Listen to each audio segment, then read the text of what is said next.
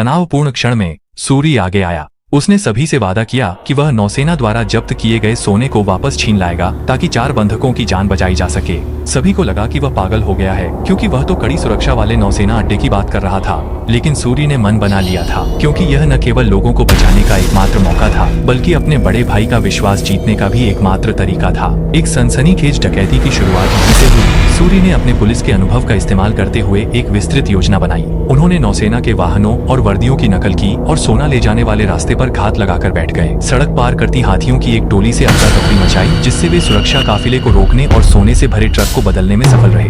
नौसेना ने जल्दी प्रतिक्रिया दी और सभी रास्ते सील कर दिए। सूरी और उसके साथी एक बांध पर फंस गए। आगे कोई रास्ता नहीं था और पीछे सेना थी। इस संकट में सूरी ने जबरन बैरिकेड तोड़ने का फैसला किया। सेना की भारी गोलीबारी के सामने ट्रक छलनी हो गया और एक साथी गोली लगने से गंभीर रूप से घायल हो गया।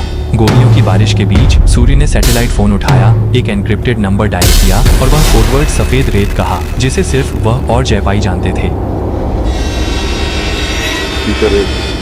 अब हम स्पीकर 3 की ओर बढ़ते हैं, जो इस महत्वपूर्ण चर्चा में अपने विचार और दृष्टिकोण प्रस्तुत करने के लिए तैयार है। तुरंत ही उन्हें घेरने वाली श्रीलंकाई सेना को ऊपर से गोलीबारी रोकने का आदेश मिल गया। असल में यह सब जयपाई की योजना का हिस्सा था। सूरी सोने और अपने भाइयों के साथ सफलतापूर्वक दिल्ली लौट आया और वह पूरे समुदाय का हीरो बन गया।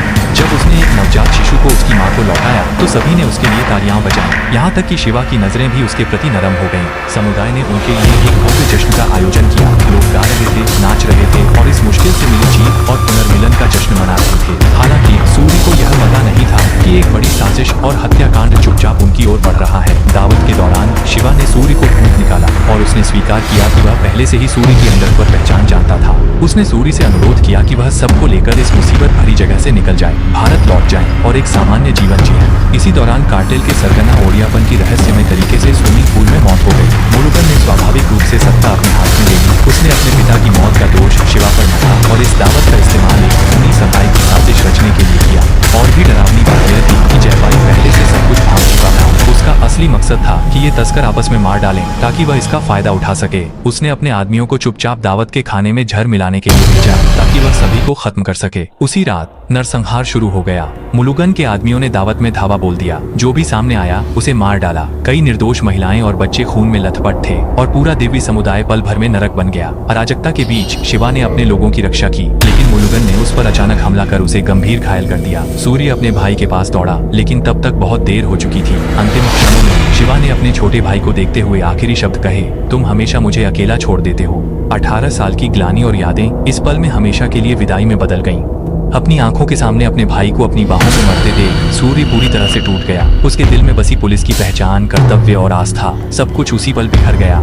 इन सब की जगह अब उसके भीतर केवल अंतहीन गुस्सा और बदले की आग थी। वह खुद को एक रौद्र रूप में बदलकर मुलुगन और उसके आदमियों का पूरी तरह से संहार करता है और सबसे क्रूर तरीके से अपने भाई और मारे गए लोगों का बदला लेता है। जब सब कुछ शांत हो गया, सूर्य लाशों, ढेर और खून नदी बीच खड़ा था, उलझन और दर्द से भरा हुआ। इसी समय समुदाय के पुजारी बैराकी आए और उन्होंने बचे लोगों के सामने एक पुरानी दंत कथा का रहस्य उजागर किया।